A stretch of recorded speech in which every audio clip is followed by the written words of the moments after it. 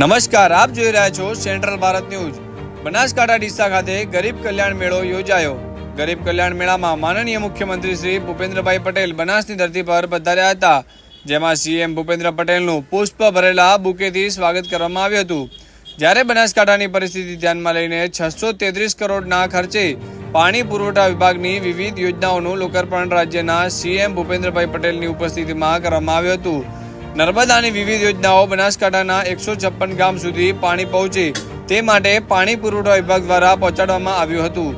જ્યારે ગરીબ કલ્યાણ મેળામાં હજારોની સંખ્યામાં લોકો પધાર્યા હતા, જેમાં યોજનાઓના કાર્યક્રમમાં ડીસાના એમએલએ પ્રવીણભાઈ માળી, જિલ્લા પ્રમુખ કીર્તિસિંહ વાઘેલા, પૂર્વ સાંસદ હરિભાઈ ચૌધરી, કુંવરજી અને જિલ્લા પોલીસ વડા અક્ષયરાજ મકવાણા, જિલ્લા કલેક્ટર મિહિર પટેલ તેમજ ડીસાના કલેક્ટર તમામ અધિકારીઓ સાથે આ કાર્યક્રમને આગળ વધાર્યો હતો।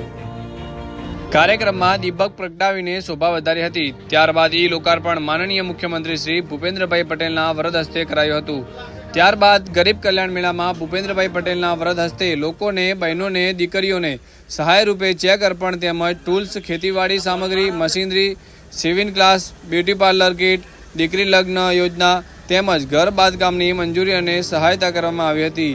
જ્યારે હજારોની સંખ્યામાં લોકોએ સહાયતા મેળવી હતી। જોતા રહો સમાચાર, bureau report, central Bharat news.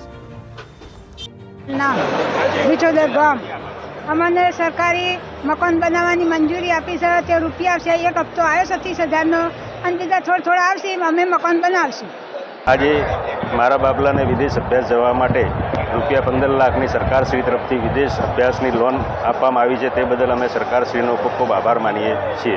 ખરેખર સુંદર અને સરાહનીય છે કે આવી યોજનાઓથી બાળકોને વિદેશમાં અભ્યાસ કરવા માટે પ્રોત્સાહન સતત મળતું રહેશે।